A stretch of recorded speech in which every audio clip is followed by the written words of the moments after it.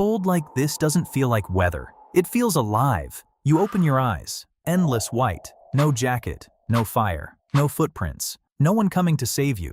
And every instinct inside you screams the same thing. Move. Run. Do something. Anything. But the Arctic has a cruel trick. Out here, almost everything that feels like survival is actually how you die. Could you make it until sunrise? The clock starts now. 4 things are keeping you alive: the heat in your body, the water in your blood, the energy in your muscles, and the clear thinking in your head. Over the next few hours, the Arctic is going to try to take every single one. And the first one it comes for is heat, faster than you'd ever believe. The panic hits first. Every instinct wants you moving. Run, search, do something, and that instinct is already draining you. Every burst of frantic movement burns fuel your body cannot replace out here, and sweat you can't afford to make. The first rule of staying alive today has nothing to do with the cold outside. It's about what you do in the next 10 minutes, while your mind is still screaming. So you stop, you breathe, and you make the first decision that actually matters.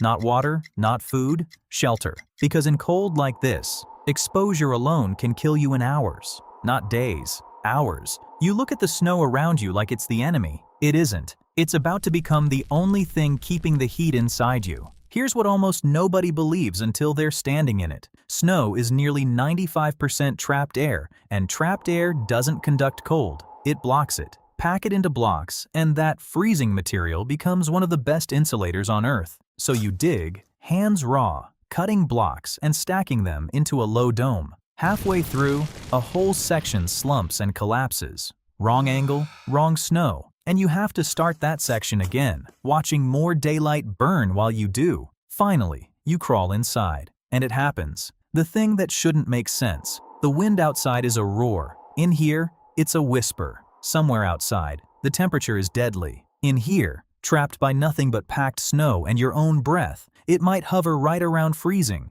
a 40-50 degree swing. For the first time since you woke up, the Arctic isn't winning anymore. And you'll need it, because outside, the sky is starting to change. The wind rises first, a low sound that gets inside your bones before it gets inside your shelter. Then the snow starts moving sideways, and within minutes, the world outside disappears into white. Out there, a storm like this could strip the heat from your body in minutes. Out there, it's trying to kill you. In here, the shelter you built out of pure desperation earns its keep. The wind screams past a wall of snow that doesn't move. You sit in the dark, small and afraid, and for the first time since you woke up here, you feel something other than fear. The fragile safety of having done one thing right. But even here, safe, something you can't see or feel is already happening. You don't notice it yet. You won't for hours. But the cold has already begun changing the way you think. Your judgment, the clearest thing you have out here, is the one thing that leaks away so quietly you won't even know it's gone until it's already too late. When the storm finally breaks, you crawl back out into a blinding white world, and thirst hits,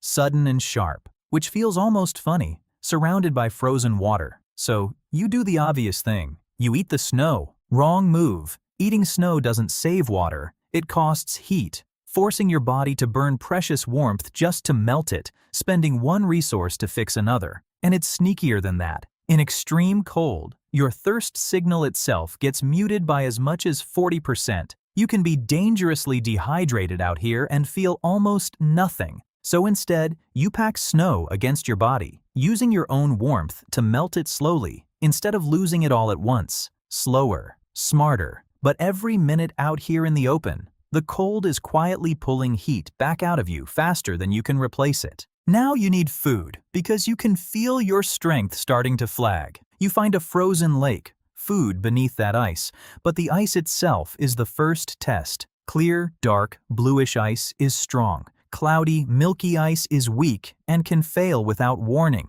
So you tap your way out, testing every step. And halfway across, a crack spiderwebs out from your foot, and for one heart-stopping second, the world tilts. You don't run. Running is how you go through. You drop low, spread your weight, and ease backward until the cracking stops. If the ice does give way, the rule is counterintuitive. Don't climb straight up. Reach onto the unbroken ice. Kick like you're swimming. Pull yourself out horizontal, then roll away. Never stand. Standing is how you fall through twice. You don't fall in today. You cut your hole in ice you trust, and you fish. And this is the cruel part. Fishing means sitting perfectly still for what feels like hours, while every motionless minute lets a little more heat leak out of you. Your fingers go numb and clumsy around the line. You fumble one fish back into the water before you finally land another for good. Here's the twist almost nobody expects. This food could still kill you if you eat it wrong. Lean meat, almost no fat, forces your liver to work overtime. And in a phenomenon old Arctic travelers grimly nicknamed rabbit starvation, people have starved to death with a full stomach, eating protein with nothing to balance it. Fat is the real fuel out here, more than twice as energy-dense as anything else you can eat. The skin, the organs, the parts you'd throw away back home. Out here, that's what keeps you alive. You eat everything, all of it, and the flagging strength in your muscles steadies, just barely. By now, something's wrong with you, and you're too cold to fully notice it. Your hands don't quite do what you tell them. It takes you a beat too long to remember what you were even doing. That's the fourth thing the Arctic is taking, and it's the one you can't feel leaving. That's when you see it, far off across the white, a shape that doesn't belong to the landscape. Pale, massive, moving with a patience that's worse than urgency. A polar bear. And if you know anything about bears, what you know is about to be dangerously wrong.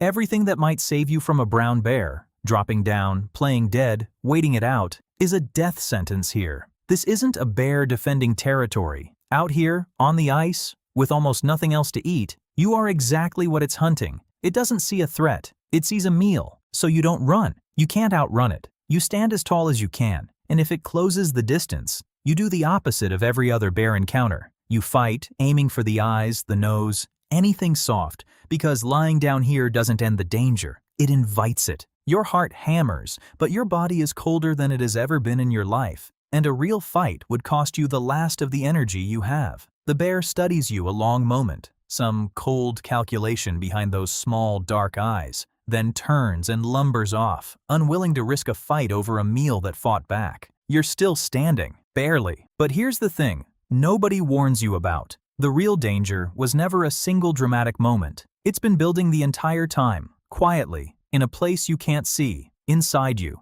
Because cold doesn't just attack your body, it attacks your judgment. Hours ago, your thinking started slowing down in ways too small to notice. And as night falls again, and your body temperature keeps sliding, something happens that sounds like fiction, but is horribly real. In the final stages of hypothermia, people have been found stripping off their own clothes in freezing conditions, not from confusion about the cold, but because their dying blood vessels suddenly flood with warmth, and their brain, betrayed by their own biology, genuinely believes they are burning up. Some crawl into impossibly small spaces first, an ancient, wordless instinct as old as hibernation itself. It is one of the last things the body does before it stops. You feel it start, a strange, unfamiliar warmth spreading through you that has no business being there. And somewhere, underneath the fog, a small, urgent part of your mind recognizes exactly what that warmth means. Not comfort, the alarm. You force your hands to stay on your clothes instead of pulling them off. You force yourself back toward the shelter you built with your own hands hours ago. The one thing out here that was never lying to you.